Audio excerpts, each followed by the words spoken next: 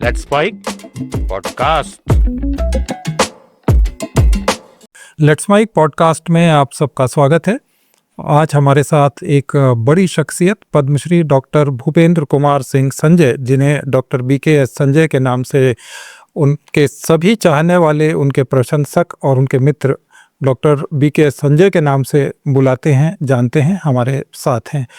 स्वागत है आपका डॉक्टर साहब। आज लेट्स माइक बहुत खुशी और गौरव दोनों महसूस कर रहा है आपको अपने बीच पाकर। मैं आपको बता दूं कि डॉक्टर BKS संजय के नाम Guinness book of world record में उनका नाम दर्ज है, लिम्का बुक ऑफ रिकॉर्ड्स में दर्ज है। और इस बड़ी चीज़ के लिए दर्ज है कि उन्होंने ऐसे ऑपरेशन, जटिल ऑपरेशन किए हैं जिसमें बोन ट्यूमर, उन्होंने 16.5 किलो की एक बोन ट्यूमर निकाली। इसके अलावा 98 साल के एक बुजुर्ग का हिप रिप्लेसमेंट किया और वो भी सक्सेसफुल किया, जिसके बाद 6 साल तक वो व्यक्ति इस संसार में रहा। इसके अलावा डॉक्टर साहब ने 45 से ज़्यादा देशों में इनके या तो रिसर्च पेपर्स पब्लिश हुए हैं या आपने वहाँ सेमिनार्स को एड्रेस किया है। सऊदी अरब में और दूसरे देशों में आपने नौकरियां की हैं। 45 साल का आपका एक ऑर्थोपेडिक डॉक्टर का बहुत गहन अनुभव है। 5000 से ज़्यादा फ्री सर्जरीज आपने की हैं।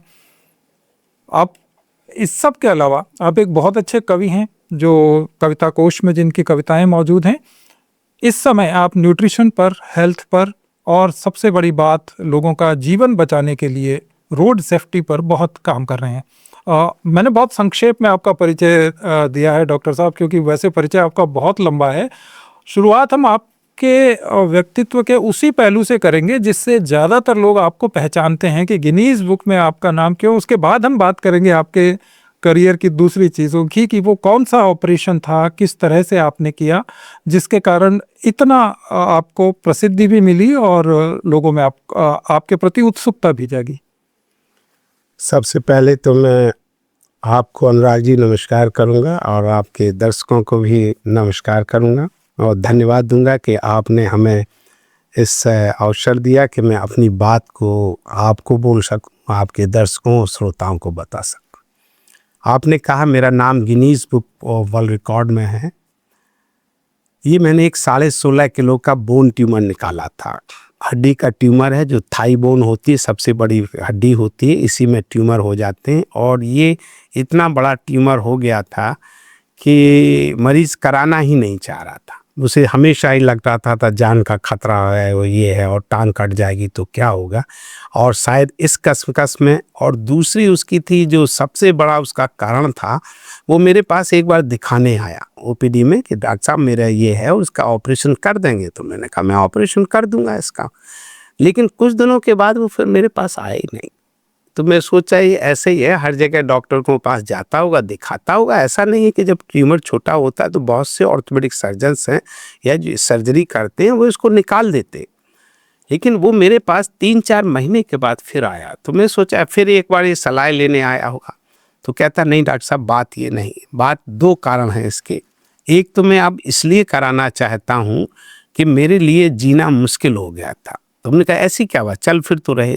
कैसा चलना तो ठीक बात है, लेकिन मैं टट्टी अब खड़े खड़े करता हूँ तो मुझे बहुत शर्म की बात लगती है, एक वो है।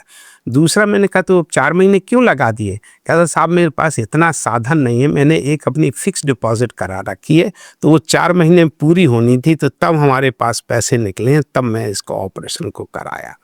तो मुझे उस समय भी था इतना बड़ा ट्यूमर है, दुनिया में कोई इसे निकालेगा नहीं। उसके कारण ये था कि अमेरिका जैसी जगह में तो इतने बड़े ट्यूमर होते नहीं, और बहुत से दोस्त अफ्रीका में गरीब देश हैं, तो इतने बड़े ट्यूमर का कोई निकालने वाला नहीं। लेकिन यदि हम भारत देश को कहेंगे उन दिनों भी, तो हमारा देश इन दोनों देशों के बीच में है। हम लोग अफ्रीका से बहुत अच्छे थे उन दिनों भी, और अमेरिका तक से कम थे, लेकिन उनकी बराबर नहीं। तो मैंने कहा ये होना चाहिए। तो जब हमने निकाला तो उसको हमने गिनीज बुक में इसको भेजा, और मुझे पूरा भरोसा था कि इतना बड़ा ट्यूमर और कोई निकालेगा नहीं। वो निकल आया, तब से ये गिनीज बुक में इसका रिकॉर्ड दर्ज है, और मुझे लगता है वो आज तक भी होगा, और आने वाले समय में हाँ इसको कोई तोड़ भी सकता है, क्योंकि आज हमारे यहाँ ज्ञान का भी बहुत प्रचार प्रसार हो रहा है, और आपको देखें संसाधनों का और साधनों का भी बहुत विकास हो रहा है, और लोगों में आत्मबल बढ़ रहा है और बड़े से बड़े काम कर सकते हैं। तो मैं तो आपको यही इसलिए बता रहा हूँ कि यदि डॉक्टर संजय कर सकते हैं तो कोई भी डॉक्टर इन कामों को कर सकता है। और वो जो 98 साल के व्यक्ति का हित, दूसरे आपने कहा 98 साल के व्यक्ति, उनकी भी बड़ी इंटरेस्टिंग स्टोरी है, क्योंकि एक डॉक्टर थे तो उनके जान पहचान के थे, तो उन्होंने हमारे पास शाम को भेजा, हम बैठे हुए थे, तो कहने डॉक्टर साहब एक पेशेंट का कूल्हे की हड्डी टूट गई है, तो उनका ऑपरेशन हो जाएगा क्या? हमने कहा भेज दीजिए, हम उनका ऑपरेशन कर देंगे। फिर उन्होंने कहा कि नहीं नहीं डॉक्टर साहब वो आप सुनिए। हमने कहा इसमें क्या बात है, हम कर देंगे। अरे सुनिए डॉक्टर साहब क्या है, तो कहने लगे वो 98 साल के हैं। तो मुझे भी थोड़ा सा हुआ क्या था, तो मैंने पूछा क्या वो पहले चल रहे थे, तो कह रहे वो चल रहे थे। तो मैंने कहा चल रहे होंगे तो नॉर्मल भी होंगे। फिर उन्होंने तीसरी बात कही हमसे कि डॉक्टर साहब वो हमारे ताऊ हैं। तो मैंने कहा डॉक्टर साहब यदि वो तुम्हारे ताऊ है तो हमारे भी ताऊ है, हम इसी ढंग से काम करेंगे। और सच में उन लोगों के बहुत अच्छे 2 दिन के बाद मैंने उनको चलाया, इस खबर को आज तक और टीवी ने लगाया, बीबीसी रेडियो ने, और देश के जितने रेडियो और जो उन दोनों जो चैनल थे सब ने निकाला, और इन लोगों की वजह से ही मैं आज यहाँ तक आया हूँ। क्योंकि मैं मानता हूँ आपके माध्यम से, और अनुराग जी आपको कहना चाहता हूँ कि आपके जो माध्यम है प्रचार प्रसार के बहुत अच्छे साधन हैं, और मैं समझता हूँ कि हमारे लिए हम एक दूसरे के लिए पूरक का काम करें, हम कुछ काम ऐसा करें जिसका प्रचार प्रसार मैं नहीं कर सकता हूँ वो आप कर सकते, आप प्रचार प्रसार कर सकते, लेकिन इस तरह के काम नहीं कर सकते कि जो कि हम जैसे लोग कर रहे हैं। तो मैं समझता हूँ आपको देश में जो अच्छे अच्छे काम हो रहे हैं, हमारे नहीं दूसरे लोगों के बताएं, क्योंकि ये सब चीज़ें हैं उनके लिए प्रोत्साहन का काम करती हैं। और ढंग से जब लोगों को, हमारे जैसे डॉक्टरों को इस तरह का प्रोत्साहन और पुरस्कार मिलेंगे तो हम लोग ज़रूर उसमें हमारे लिए कैटलिस्ट का काम करेंगे, और हम लोग इसको और अच्छे ढंग से और ज़्यादा अच्छे ढंग से इन कामों को कार्य करेंगे और मरीजों का काम करेंगे। और मैं समझता हूं कि मरीजों के काम करने के ढंग से ही हम अपने ढंग से राष्ट्र निर्माण में अपना योगदान दे रहे हैं। और एक बात को मैं जरूर उसमें आपको सुधार लाऊंगा कि वो सिर्फ 4 साल तक जिए, उसके बाद 6 साल तक नहीं, लेकिन हाँ जो उनकी मौत हुई उसमें अपनी जो नेचुरल डेथ होती वही हुई और कोई। और डॉक्टर साहब आपने एक मार्मिक सी बात कही कि आदमी ऑपरेशन कराने से पहले अपनी एफडी मैच्योर होने का इंतज़ार कर रहा था। तो भारत में और भारत जैसे दूसरे विकासशील और अविकसित देशों में ये एक बड़ी समस्या है कि मेडिकल प्रोफेशन नहीं, मेडिकल सर्विसेज इतनी महंगी हो गई हैं कि लोगों को बहुत सोचना पड़ता है। हालांकि अब सरकारें इस बारे में सोच रही हैं, बहुत तरह की स्कीम्स हैं, लेकिन आपको क्या लगता है आज जो मेडिकल प्रोफेशन हो गया है, समाज में एक मान्यता है कि ये बिल्कुल एक लूट का जरिया हो गया है। तो ऐसे में आपने 5000 फ्री सर्जरीज की हैं, आपका काम करने का क्या तरीका है? देखिए मेरा मानना तो ये है कि समाज ने हमें बहुत कुछ दिया है। यदि हम आज यहाँ पर बैठे हो तो इसमें हमारे माँ बाप का ही योगदान नहीं है, इसमें हजारों लोगों के माँ बाप का योगदान है। हमारे माँ बाप तो अध्यापक नहीं थे, किसी के तो माँ बाप अध्यापक थे, हमें आज भी है लोग। मतलब तो मैं तो ये समझता हूँ कि हमें समाज ने बहुत कुछ दिया है और हमें समाज को वापस करना चाहिए, और ये क्रम चलता रहना चाहिए। यदि हम लेने वाले ही बने देंगे नहीं तो एक अच्छी बात नहीं। मैं तो आपके माध्यम से सब लोगों से इस बात का आग्रह करते हैं, जिसके पास जो कुछ है दें, ऐसा कुछ नहीं हम लोग अपना कुछ देंगे हम लोग गरीब नहीं हो जाएंगे कहीं भी ढंग से, ना पैसे के ढंग से, ना नाम के ढंग से, काम के ढंग से। मैं तो ये कहता हूँ, मैंने कविताएं लिखी, प्राप्ति में भौतिक विकास है तो त्याग में मानसिक विस्तार। और हम समझते हैं कि एक ऐसी चीज़ है जो सब लोगों को अपने जिस भी प्रोफेशन में आप काम कर रहे हैं, हर समय आप पैसे को भी एक साधन ना बनाएं या उसको ही एक लक्ष्य ना बनाएं कि नहीं हमें पैसा देगा तो ही हम काम करेंगे। ऐसा नहीं है। हम लोग सालों में, हम सब लोग डॉक्टर्स लोगों के पास कोई डॉक्टर गरीब नहीं है। यही मैं समझता हूँ कि हमारे जैसे डॉक्टर तो गरीब नहीं है। तो जब डॉक्टर गरीब नहीं है तो अफोर्डेबल हेल्थ सर्विसेज क्यों नहीं देश में उपलब्ध हो? देखिए सर, इसमें मैं कहूँ कि एक्चुअली में यहाँ क्या हो रहा है कि खरबूजा देख के खरबूजा रंग बदल रहा है। हर जीव का विकास वातावरण से हो रहा है। आपने जो सही कहा है कि हम लोग लूट का है, ऐसा नहीं है। इस देश को लुटेरा का देश नहीं होना चाहिए। हम एक दूसरे को लूट रहे हैं, कोई बहुत अच्छी बात नहीं है। मैं तो आपको सच्चे ढंग से कह रहा हूँ, आप देखिए कितनी आप जगह को देखिए, घरों को देखिए, बिल्डिंग्स को देखिए। भाई कितनी बिल्डिंग्स आप बनाएंगे, कितना किराया आप इकट्ठा करें, क्या करेंगे इसका? अंत में क्या करेंगे आप देखिए, आप नहीं, जो घटनाएं हम लोग देख रहे हैं आसपास की, देखिए लोगों ने पैसा तो इकट्ठा कर लिया, लेकिन उस पैसे का परिणाम क्या है? हमारे शास्त्रों में लिखा है का सपूत तो का धन संचय और का कपूत तो का धन संचय। यदि कोई व्यक्ति में कोई वो नहीं, इस पैसे को संभाल नहीं पा रहा, उसका इस्तेमाल नहीं पा रहा, नहीं, मैं तो सबसे कहूँगा, आप लोगों से कहूँगा और सबसे आग्रह करूँगा, हाँ हम काम करें, काम करने के बदले हम कुछ पैसा लें, लेकिन पैसा अनाप शनाप ना लें। यदि आप एक घटना कहें, और ये मैं सच्ची घटना बता रहा हूँ सर, एक रिपोर्ट आई है टाइम्स ऑफ इंडिया में, उसमें ये लिखा हुआ है कि 1 रुपए की चीज बनाई जाती है और बेचने वाले लोग 1737% प्रॉफिट पे उसको बेच रहे हैं। मतलब आप सोचिए कि 1 रुपए की चीज 2500 रुपए में बिक रही है, ये कहाँ तक ऐसा होना चाहिए? बहुत से लोगों को ये बहुत लगेगा कि मैंने कैसे कह दिया। मैं कहता हूँ, फिर मैं कहता हूँ, इसको आप टाइम्स ऑफ इंडिया में देख लीजिए। और ऐसी नहीं है, ये नेशनल सैंपल सर्वे ऑर्गेनाइजेशन है, उनकी रिपोर्ट है। आप देखिए किसी के व्यक्ति को क्या दवाइयों में 30% सिर्फ इस बात पे उसको CNF वाले को मिलना चाहिए कि उसने एक फ़ोन किया, उसके पास साधन है, उसने गोडाउन में दवाएं खरीद ली, क्या उसको इतना मिलना चाहिए? सर, इलाज इतना महंगा नहीं होना चाहिए, लेकिन हो रहा है। हो किस लिए? आर्टिफिशियल करने की वजह से। बहुत से डॉक्टर इसलिए, कमरा खाली नहीं है, अरे भाई कमरा खाली नहीं, उसे इमरजेंसी, तो वो तो कोई भी आपको पैसे देगा। तो मैं तो ये समझता हूँ कि इसके साथ भी हम लोगों को कुछ ना कुछ समाज के प्रति देखना चाहिए। वो इसलिए कि हमारे शास्त्रों में लिखा है, परस्परो उपग्रहो जीवानाम, हम एक दूसरे से जुड़े हुए हैं। और यदि हम इसको मन से मानते हैं, वसुधैव कुटुंबकम, तब तो फिर कोई समस्या ही नहीं होनी चाहिए। तो डॉक्टर साहब, आपका जन्म हुआ बुंदेलखंड। हाँ जी। आपका कोई फैमिली बैकग्राउंड, मेडिकल बैकग्राउंड नहीं था, आपने संघर्ष किया, आप कानपुर आए पढ़ाई करने, तो और वहाँ से लेकर आपने सऊदी अरब में भी पढ़ाया, प्रैक्टिस की, अच्छे प्रतिष्ठित जो चिकित्सा संस्थान है दुनिया के, मायो क्लिनिक जैसी जगह पर आपने काम किया US में। तो क्या इस पूरी जर्नी को आप कैसे देखते हैं? और उसके बाद आप देहरादून में कैसे आप शिफ्ट हुए और वहाँ क्या कर रहे हैं?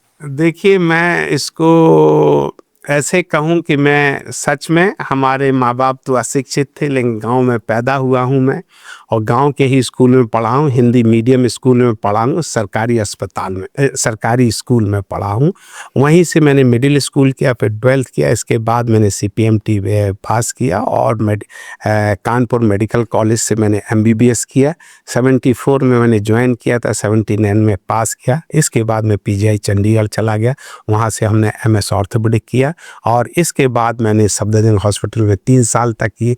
मुझे ऐसा मौका मिला, मैं 1 साल स्वीडन चला गया, कैरोलिंस्का इंस्टीट्यूट जो कि नोबेल प्राइज़ देती है।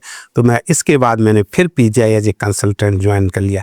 इसके बाद आज तक मैं लगभग 50 देशों की यात्रा कर चुका हूँ, अपने ज्ञान का आदान प्रदान कर चुका हूँ, और कहीं ना कहीं जाता रहता हूँ। और मन से मैं आज भी सब लोगों से कहता हूँ, हर व्यक्ति को अच्छी नीयत से काम करना चाहिए। और जो लोग जो इलाज कराते हैं, खास तौर से मैं मरीजों से बात कर रहा हूँ, उनको भी अच्छी नीयत से डॉक्टर के ऊपर काम कराना है। सबके ऊपर शक की नज़र से नहीं देखा जाना। और यदि हम अच्छी नीयत से काम कराएं और आप अच्छी नीयत से काम करवाएंगे तो काम क्यों नहीं अच्छा होगा। जो आपने घटनाएं बताएंगे, मुझे कहने में कोई इसमें दो राय नहीं सर। हमारे यहाँ ऐसे लोग भी आते जो ऑलमोस्ट डेड होते हैं, लेकिन जीवित होके ही नहीं जाते, चलते भी हो, जीवन में कई सालों तक जीते हैं। तो मैं तो ये कहूँगा कि लोगों को इस काम को, इसको मैं मानता हूँ, काम को लोग पूजा की तरह मानना चाहिए, काम ही पूजा होना चाहिए। मैं तो यहाँ तक कहता हूँ, इस हर व्यक्ति की पहचान जाति, धर्म, क्षेत्र, लिंग से नहीं, यदि उसकी पहचान है तो काम से होना चाहिए। तो अभी तक जो आपने बात कही, जो आपके मेडिकल प्रोफेशन के बारे में विचार हैं कि इलाज इतना महंगा है नहीं जितना हो जाता कर रहे हैं, तो इन विचारों को लेकर आपकी जो डॉक्टर फ्रेटर्निटी है, उसका आपसे वो दोस्ती की बात करते हैं या नहीं, तो कह रहे हैं कि ऐसा आप क्यों कह रहे हैं? देखिए सर, अब ये तो हम सब लोगों से तो नहीं पूछते रहते हैं या कहते रहते हैं, लेकिन आज तक कभी किसी ने ये नहीं कहा कि संजय यार आपने ऐसा क्यों कहते हो, ऐसा हमसे आज तक तो नहीं कहा। लेकिन हाँ, जो लोग कर रहे हैं, हाँ हम ये ज़रूर कहते हैं। देखिए, मैं एक इस माध्यम से ज़रूर कहूँगा, मुझे एक बार मौका मिला हुआ था मेंबर ऑफ पार्लियामेंट को इंटरेक्ट करने का विद द प्राइड प्रोग्राम से। दिस इज़ मार्च 22 या समथिंग, वो इसमें प्राइड की एक वेबसाइट है या यूट्यूब चैनल में पढ़ा भी है।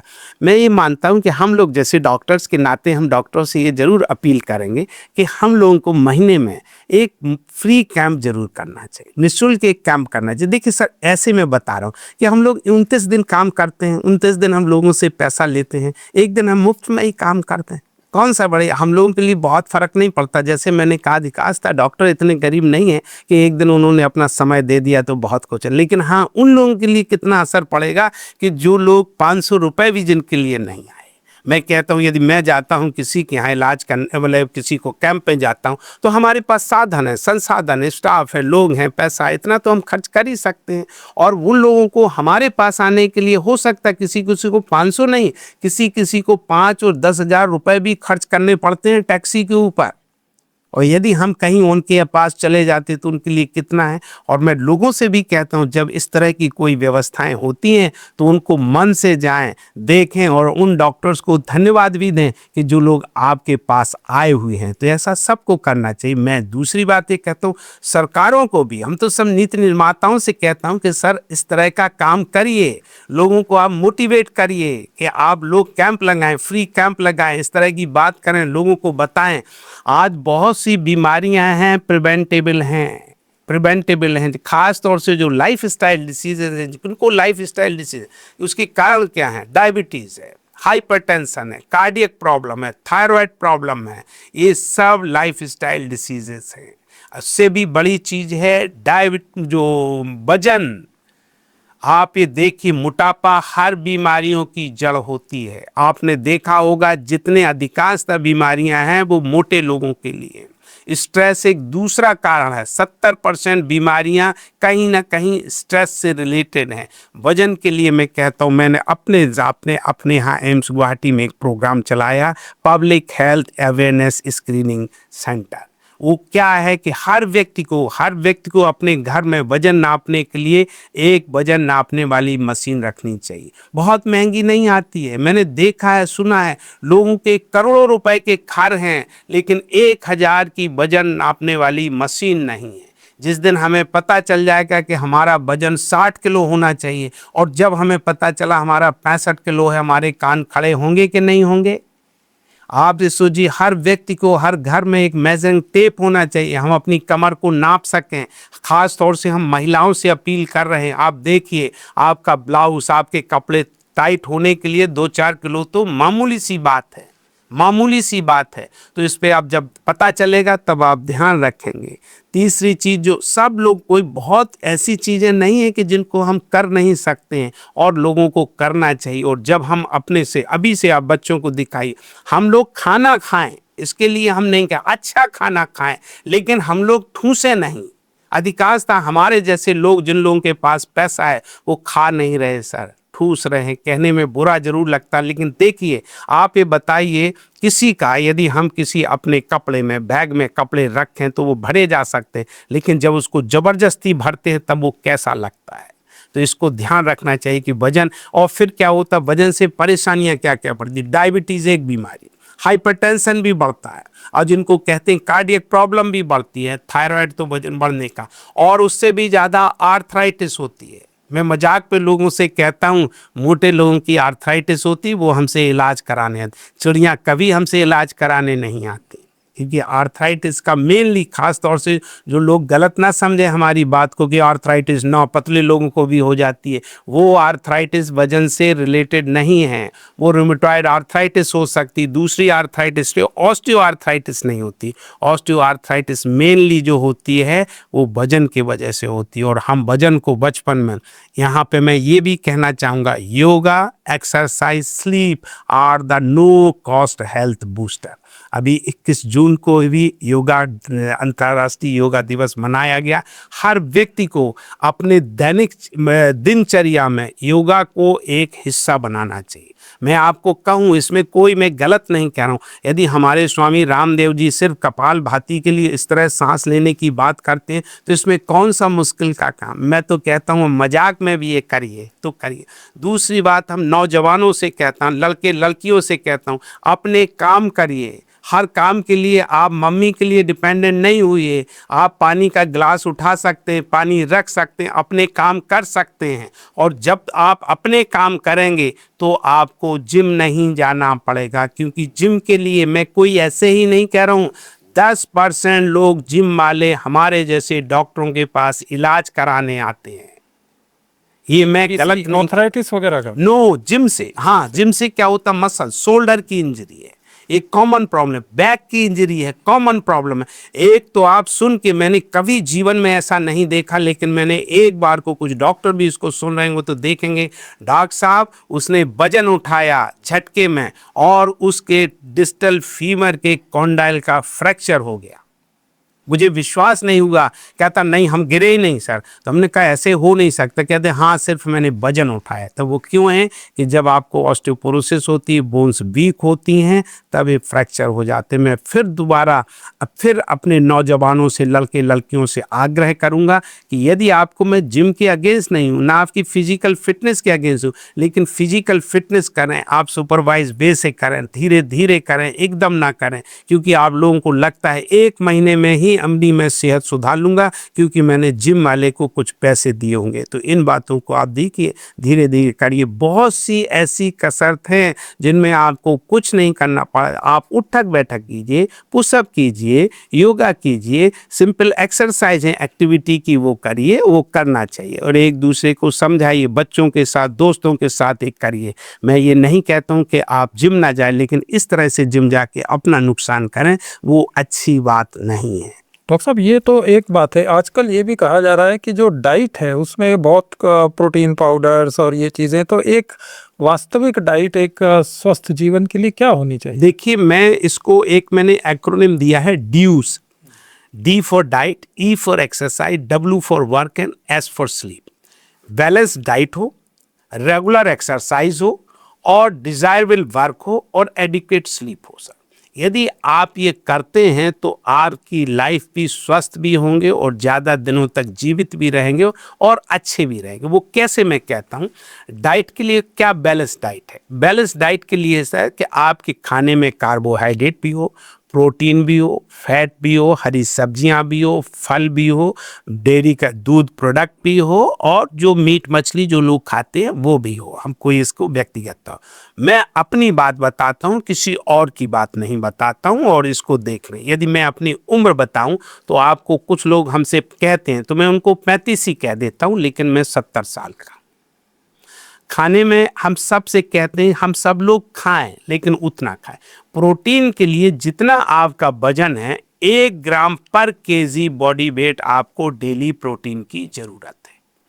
कार्बोहाइड्रेट का बहुत सीधा सर, कार्बोहाइड्रेट, प्रोटीन और फैट का इसका एक रिलेशन है। जैसे आप उसको कहें कि कार्बोहाइड्रेट को भाई 40% ही खाने का हिस्सा होना चाहिए, इसके बाद 40% फैट का होना चाहिए, 20% 30% प्रोटीन का होना चाहिए। रफली इसका इस तरह से होता है। और आप रफली करें तो 1/3 करते हैं। अब हो क्या रहा है हमारे यहाँ कि हम लोग, जो अधिकांशतः लोग, इसको हम कहेंगे जानकारी का अभाव है, कि हम लोग ज़्यादा टाइम तक, आप देखें कि हम कार्बोहाइड्रेट का मतलब क्या है, हम ज़्यादा जाते या तो रोटी खाएंगे या चावल खाएंगे, इनसे बनी हुई हम चीज़ें खाएंगे। तो इसके लोगों के लिए देखना है कि हम कभी कभी तो आपको बैलेंस खाना। मैं सब लोगों को बताता हूं कि हर दिन हम लोगों को, जैसे मैं अपनी शुरुआत ग्रीन टी से शुरू करता हूं, जिसको मैंने कहा खाने के लिए आपको सब कुछ प्रोटीन का आपको कंटेंट होना चाहिए। और कुछ बच्चों की है सुबह नाश्ता ही नहीं करते, या दोपहर में कहेंगे रात में खाएंगे।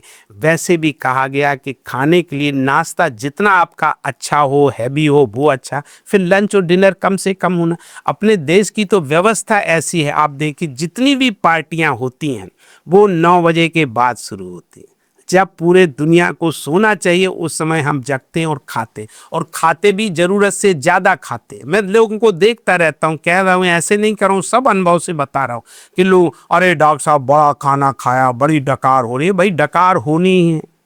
खाना खाने के लिए मैं साधारण सा एक लोगों को देता हूँ, जब हम पेट्रोल कब भरवाते हैं, जब गाड़ी चलती है, गाड़ी गैरेज में खड़ी होती है तब। लेकिन हम लोग खाना कब खाते हैं? जब हम सोने जाते हैं तब खाने की कब जरूरत है? जब हम चल फिर रहे हैं। हाँ, बात रिजर्व की होती है तो रात में रिजर्व, और मेटाबॉलिक प्रोसेस भी कम हो जाती है। मैं उन लोगों से, जिन लोगों को खास तौर से सुबह खट्टी डकारें आती है, रात में नींद नहीं आती, ब्लॉटिंग होती है, ये चीज़ें कम हो जाएंगी।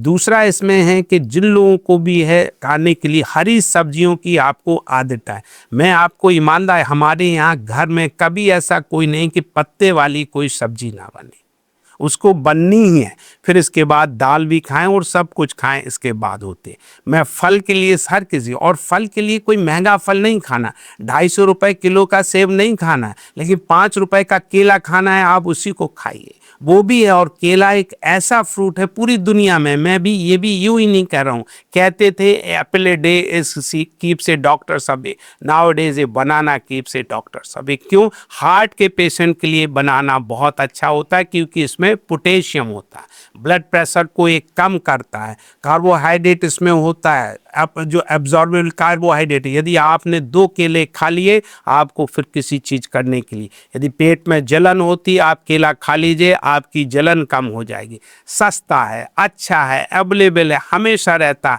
कोई इसको काटने धोने का ऐसा नहीं है, तो इसकी आदत डालिए। कुछ बच्चे, हम साहब केला नहीं खाएंगे, कुछ लोग इसके लिए बहुत कम, मेरा वजन बड़ा है तो केला नहीं खाएंगे। मैं ये नहीं कहता हूँ कि आप कुछ और नहीं खा रहे हैं, तो आप रोटी चावल की जगह रिप्लेस करके केला खा लीजिए, यदि आपको खाना है तो।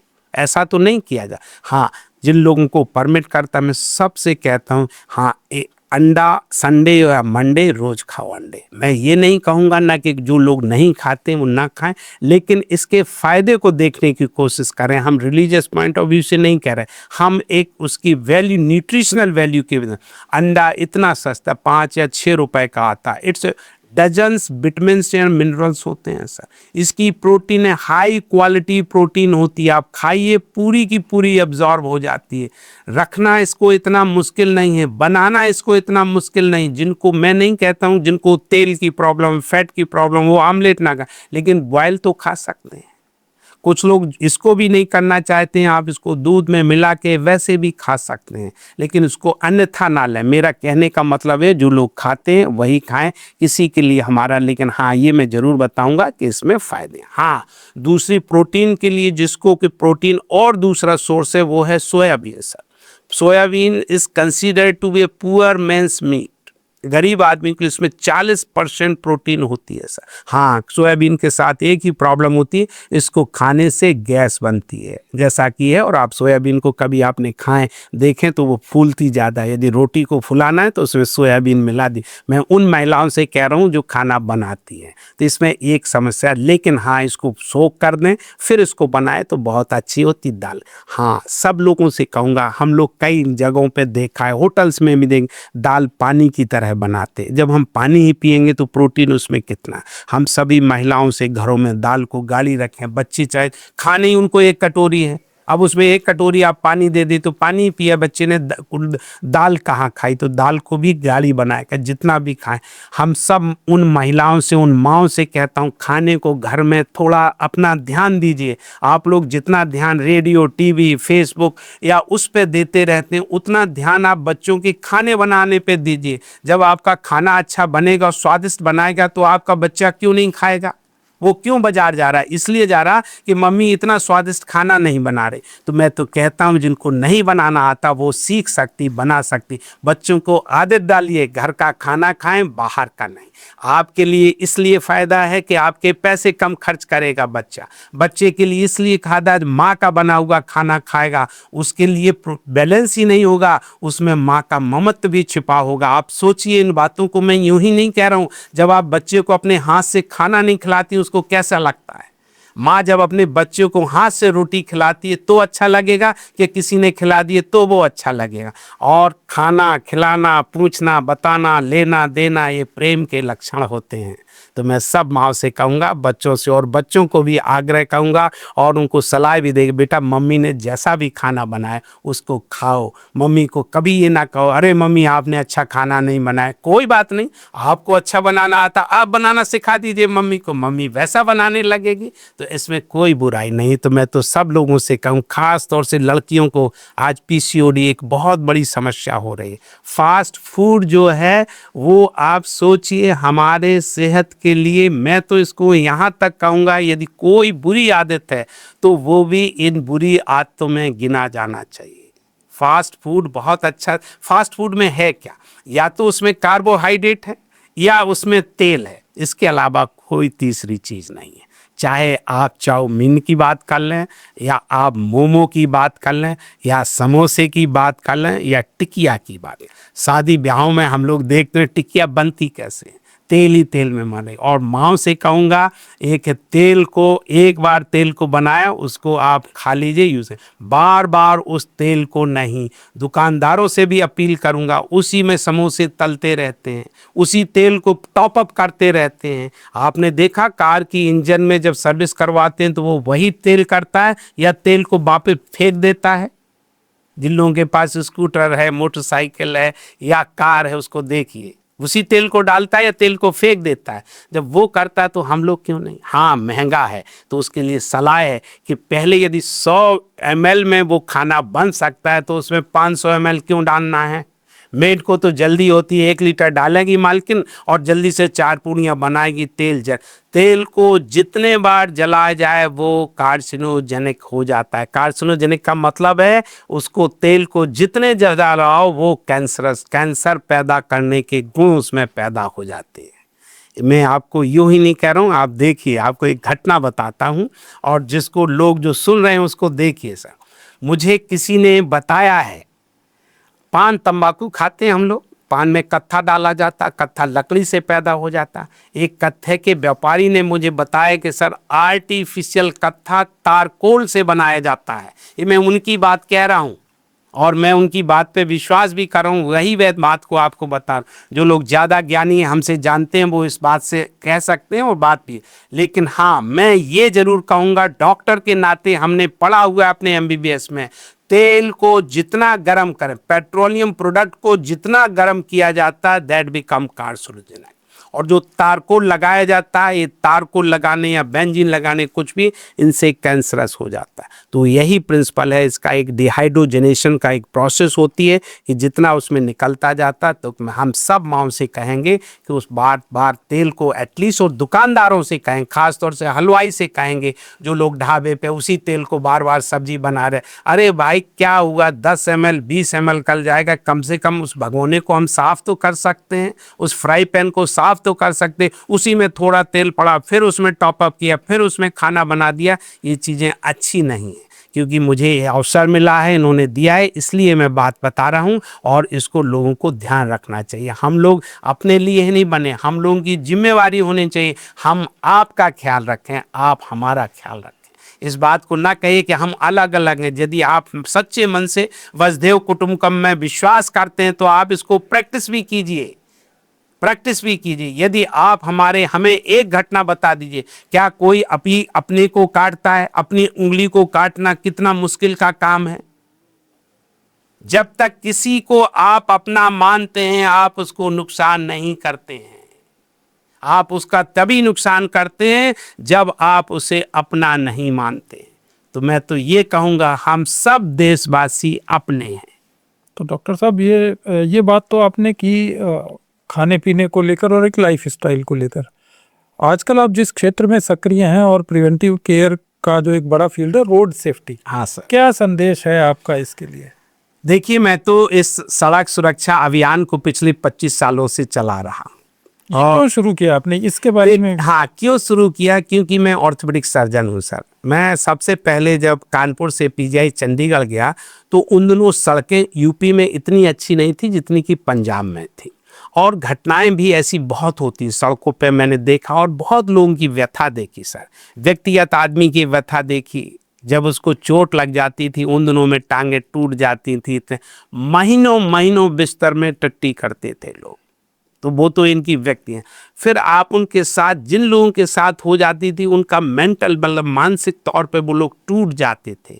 इलाज कराने में उनकी आर्थिक स्थिति ऐसी नहीं होती थी। सामाजिक स्थिति के हम कई ऐसे बताते हैं कि घटनाएं होती हैं, तो मुझे लगा कि मैं करता हूं, कह सकता हूं और हम लोगों को बताते हैं कि देखो साहब उसके साथ ऐसा हो गया तो आपको ऐसा नहीं करना है। बस यूं ही लगा कि लोगों को हम कह सकते कर सकते, इसका तो कारण मैं क्या बताऊं, बस ऐसे ही लगा कि हम कर सकते हैं, डॉक्टर के नाते हमारी लोग बात मानते हैं, तो जब हम इतना करते हैं तो हमें अच्छी सलाह देने में क्या बुराई है। तो मैं तो कहूँगा सड़क दुर्घटनाओं से आप लोगों को शायद बहुत लोगों को पता नहीं होगा सर, हर दिन 500 लोगों की मौत होती है, हर दिन 1.5 लाख लोग इसमें मरने वाले कौन हैं? लोग जो बिल्कुल जो घर से बाहर जाते हैं और घर से गरीब लोग ज्यादा कौन जा रहा? सड़क पे बाहर मजदूर आदमी ही जा रहा है सर, किसान जिसको जरूरत है, चाहे वो ऑफिस का जो लोग, और ये सब घर से कमाने के लिए एक रोजी रोटी कमाने वाले लोग हैं। और इनके साथ क्या है कि जैसे कहते हैं ना कि जो आदमी खुद ही गरीब हो और उसके घर में जो पैसा कमाने वाला वही टूट जाएगा तो कौन कमाएगा? मैं तो कई चीज़ें कहता हूँ सर, सड़क दुर्घटनाओं से देश की गरीबी बढ़ रही है। और मैं ये नहीं कह रहा हूँ, ये सरकारी आंकड़े कह रहे हैं। अभी हमारे माननीय गडकरी जी ने कहा 3 से 5% जीडीपी कम होती है सर, और जीडीपी हमारी लाखों करोड़ में है। 1% जीडीपी मतलब आप सोचिए इतनी जीडीपी को बताएंगे। यदि सड़क दुर्घटनाओं पे जो आजकल खर्चा हो रहा, लाखों करोड़ रुपए का नुकसान हो रहा है, लाखों करोड़ रुपए का नुकसान हो रहा है। जो हमारी बुलेट ट्रेन का जो प्रोजेक्टेड एस्टिमेटेड जो बजट है वो 1 लाख करोड़ है सर। यदि सड़क दुर्घटनाएं देश में बंद हो जाएं तो हर साल 6 बुलेट ट्रेन चलने लगेंगे सर। और दूसरी, जिसके घर में माँ बाप ने बड़ी मुश्किल से तो मोटरसाइकिल ली है और लड़के उनको तोड़ देते हैं, उससे एक्सीडेंट, उन माँ बाप के ऊपर बचाइए। माँ बाप ने आपको मोटरसाइकिल इसके लिए नहीं दी कि आप भुर भुर करके दोस्तों के साथ घूमते रहें, उन्होंने इसलिए दी कि बच्चे को सुविधा होगी, थोड़ा ज़्यादा समय निकालेगा, थकेगा नहीं तो ज़्यादा पड़ेगा। लेकिन होता क्या, ऐसा होता उल्टा ही, उसने भी उधार लेके दी है। तो आप जब एक्सीडेंट हो जाता तो आपका इलाज करने पे उसे खर्चा है, मोटरसाइकिल तो चली गई चले, फिर वो लोग क्या बेचते हैं। आज तो हमारे माननीय प्रधानमंत्री की जो आयुष्मान योजनाएं चल रही हैं जो सरकारी, उसकी वजह से लोग गरीब आदमी इलाज करा ले, लेकिन आज भी लोग कुछ ना कुछ बेच के अपना इलाज करा रहे हैं। जमीन हो, जायदाद हो, जो भी जेवर बेच के इलाज करा रहे हैं, तो मैं खुद देखता रहता हूँ। जमीनें लूँ और जो चीज़ एक बार बिक जाती वो बिकने में दोबारा खरीदी नहीं जा सकती। मैं बच्चों से खास तौर से यातायात के नियमों को माने। बेटा बहुत मुश्किल का काम नहीं है। यदि मैं यहाँ बैठा हूँ, यदि इस टी शर्ट के हम बटन बंद कर सकते हैं तो क्या हेलमेट लगाना मुश्किल का काम है? हम कार में बैठते हैं, सीट बेल्ट लगाना मुश्किल का काम, चलिए हेलमेट के लिए तो अलग से पैसा लगता है कि इसको। मैं तो कहूँगा स्कूटर बाइक वालों से हेलमेट को अपनी तरफ से दें, चाहे वो पहले पैसे जोड़ लें। उनको ये ऑप्शन ही देने के हेलमेट आप कहीं से खरीद लेना, आपको हेलमेट खुद देना चाहिए, पैसे ले लीजिए। और चलो हेलमेट के लिए तो अलग से पैसे। सीट बेल्ट में क्या प्रॉब्लम है?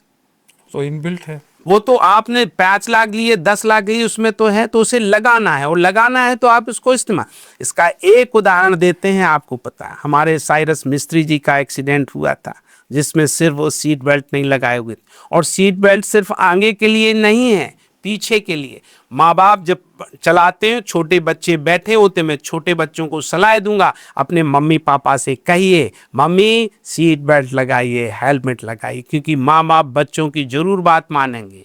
और माँ बाप से कहता हूँ जो जवान बच्चे चल रहे हैं आपके साथ, उनसे कहिए बेटा जब तक आप सीट बेल्ट नहीं लगाएंगे मैं आपके साथ जाऊँगा ही नहीं। इस तरह से कहिए, समझा बुझा के कहिए। आप उसकी कीमत समझिए क्या है। 20% दुर्घटनाएं सिर्फ हेलमेट पहनने से 2 व्हीलर्स में घट सकती है। वही रोड सेफ्टी का साधारण तौर पे मैं देता हूं, आप इसको सोचिए। आप एक क्रिकेट की बॉल लगाएं और क्रिकेट की बॉल को आप देखिए, उसको आप ज़्यादा इम्पैक्ट पड़ेगा या नारियल को दें तो उस पर ज़्यादा इम्पैक्ट पड़ेगा? हेलमेट का ये काम है, प्रोटेक्शन करता है। तो अच्छा, दूसरी क्या है, ये सब आदतें हैं जैसे आप ब्रश करते हैं सुबह सुबह, ऐसे ही गाड़ी में मैं तो कहूँगा, आपसे भी कहूँगा, जगह जगह पे मैं इस तरह के देता रहता हूँ। अब तक मैं लगभग 300 से ज़्यादा इस तरह के व्याख्यान दे रहा हूँ। सबसे कहता हूँ, मैं तो वैज्ञानिकों से कहता हूँ, मशीन वालों से, निर्माताओं के, अरे भाई क्या प्रॉब्लम है, हमारी कार तब तक स्टार्ट नहीं होनी चाहिए जब तक हमने सीट बेल्ट लगाई ना हो। क्या ऐसी बहुत बड़ी टेक्नोलॉजी है? जब तक सर में हेलमेट नहीं है हमारा स्कूटर स्टार्ट ही नहीं होना चाहिए। कौन सा बड़ा है, आज आप एक लेंस लगा दीजिए हेड के ऊपर, हाँ जब तक यहाँ पे हेलमेट है तभी चलेगा, वैसे नहीं चलेगा। आप देखिए टोल टैक्स में क्या हो रहा, कैमरा ही तो देखता हमारी कार की प्लेट को और वो देख लेता आपका टोल टैक्स जमा है तो आपको जाने देता, नहीं जाना। तो ऐसे हम सबसे कहते हैं कि उनको करने चाहिए और लोगों को करना चाहिए आपको। और दूसरी बात बताएं, आज सड़क पे जितने आप लंगड़े लोग देख रहे हैं वो पोलियो की वजह से नहीं है सर, क्योंकि पोलियो तो खत्म हो गया है। आप सिर्फ ये सड़क दुर्घटनाओं की वजह से, और जवानी में जो आदमी लंगड़ा हो गया, बूढ़ा हो गया, वो बुढ़ापे में क्या करेगा सर? कभी आप सोच के लंगड़ेपन का में असर दनान है। आप दोनों जूतों में से या चप्पल में से एक आप पहन के चल के देखिए लंगड़ाहट क्या होती है और इसका इम्पैक्ट क्या होता है। आपके लंगड़ाहट से आप माँ बाप के देखिए उनके ऊपर क्या गुजरती, शादी ब्याह में समस्या आती, काम में समस्या, घुटने की हड्डी टूट गई, आप मुड़ नहीं पाता, बैठ नहीं पाएंगे, आप नीचे नहीं बैठ पाएंगे, कैसे काम कर पाएंगे ना। तो इन सब लोगों को आपको सोचने की जरूरत है। और रात की घटनाएं जानलेवा होती है। क्यों? नींद का अभाव, नशे का प्रभाव, थकान का दबाव। रात में शराब पीने के बाद गाड़ी चलनी नहीं चाहिए। इसके बाद मोबाइल है, वो आग में घी का काम कर रहा है। गति को आप सीमित रखें, जितनी ज़्यादा गति उतनी ज़्यादा क्षति। मैं बताता हूँ आपको एग्जाम। देखिए हम धीरे धीरे सड़क पे चलें, आमने सामने टक्कर भी लग जाए, क्या बड़ा नुकसान होगा। आप दौड़ के चलिए, एक दूसरे से लड़िए, फिर देखिए कितना नुकसान होता है। तो ये बहुत साधारण सी बात है। दूसरी ये वजन है, हम देखते हैं ट्रकों में है, बाइक में है।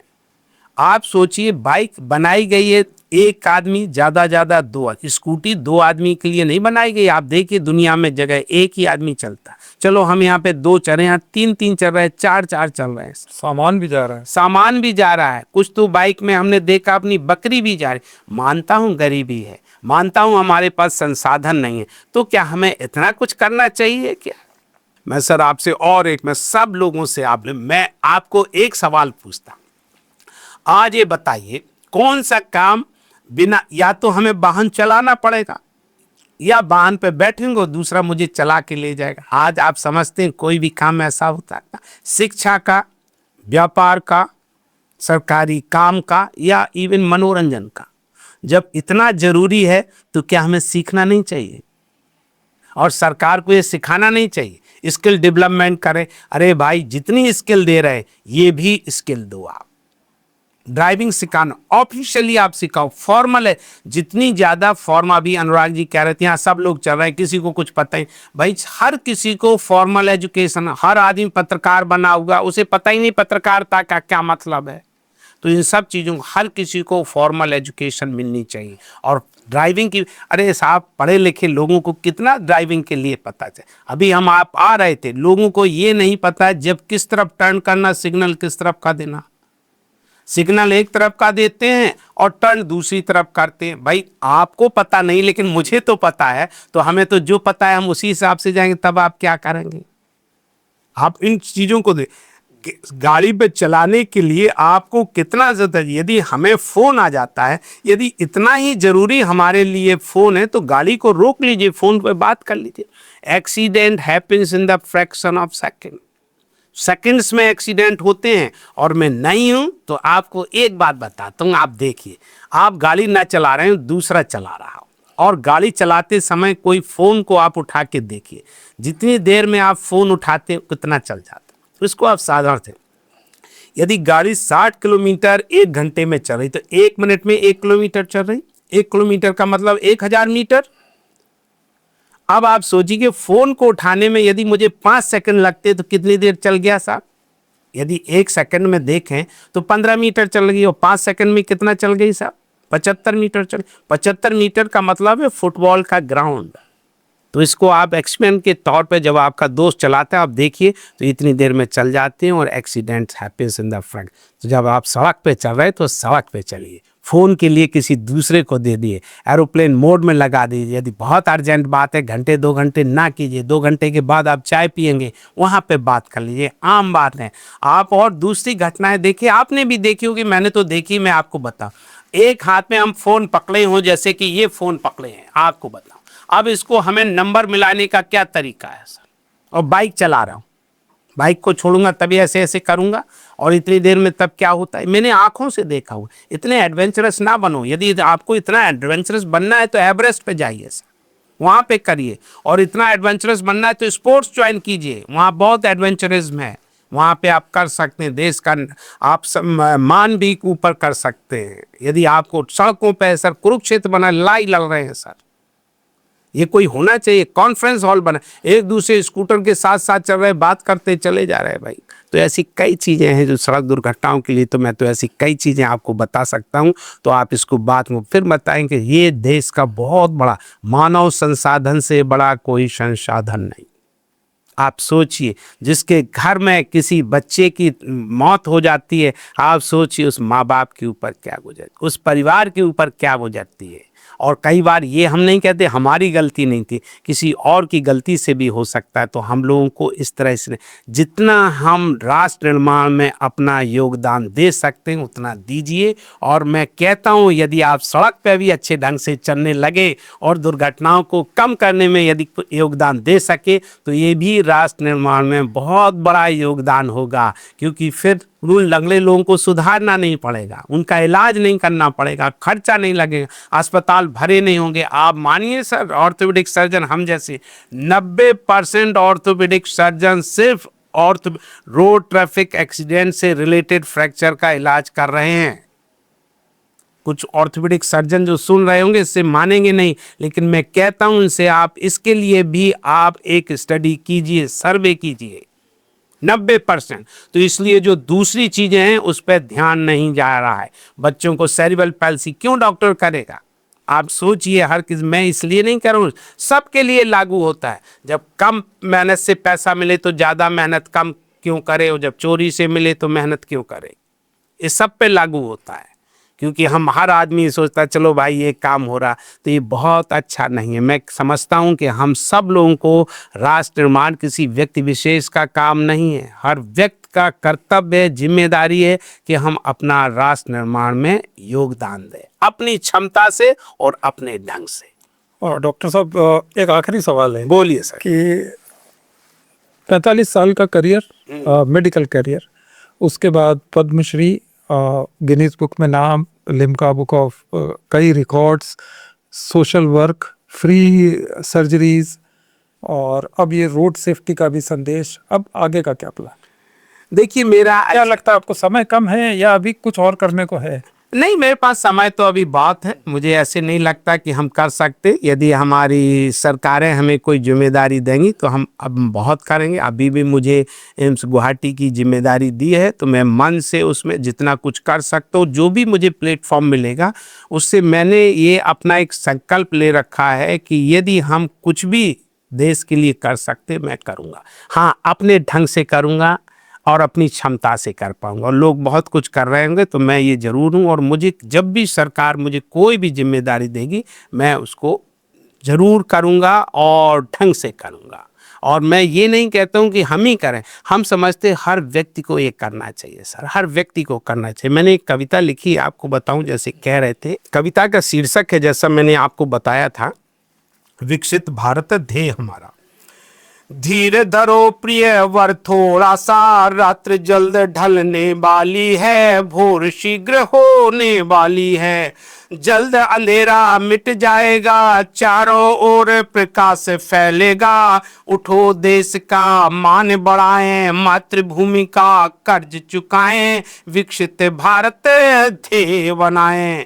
एक साथ हम हाथ मिलाएं, साथ साथ हम कदम बढ़ाएं, भोग विलास विश्वास छोड़कर हम सब कर्म करें मिलजुल कर हम सब। गूंजे मंत्र यही घर घर में, उठे तिरंगा बने निडर हम।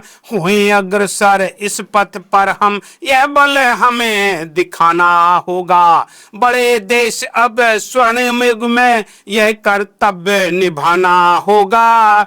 बड़े देश अब स्वर्णिम युग में यह कर्तव्य निभाना होगा। रात्रि जल्द ढलने वाली है, भोर शीघ्र होने वाली है। अंधा युग जाने वाला है, स्वर्णिम युग आने वाला है। बड़े चलो सब भारतवासी, बड़े चलो सब भारतवंशी, बड़े चलो सब भारतवासी, बड़े चलो सब भारतवंशी।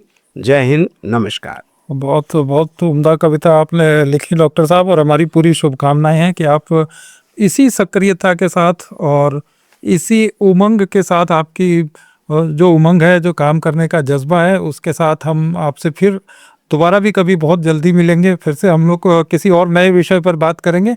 आज आपने समय दिया अपने व्यस्त शेड्यूल के बावजूद लेट्स माइक को, इसके लिए बहुत बहुत धन्यवाद। आपको भी, आपकी पूरी संस्था को धन्यवाद और हमारी शुभकामनाएं हैं कि आपकी ये संस्था दिन दुनी रात चौगुनी तरह। आप सुन रहे हैं let's mic internet radio.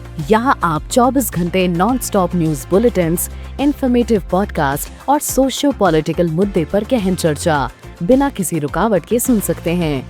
Let's mic radio एक अनोखी और अनूठी पहल है, जहाँ खबरें और विश्लेषण ऑडियो फॉर्मेट में ब्रॉडकास्ट किए जाते हैं, जहां खबरें अब सिर्फ पढ़ी नहीं बल्कि सुनी जाती हैं। अब आप देश और दुनिया की हर महत्वपूर्ण जानकारी कहीं भी कभी भी आसानी से सुन सकते हैं। लेट्स माइक लाइव रेडियो को सुनने के लिए डाउनलोड करें लेट्स माइक ऐप या विजिट करें www.letsmike.com। लेट्स माइक, अब खबरें रेडियो ऐप पे। ये है मोर दैन रेडियो। आप सुन रहे थे let's mic more than radio. Follow कीजिए हमें हमारे सोशल मीडिया प्लेटफॉर्म्स पर।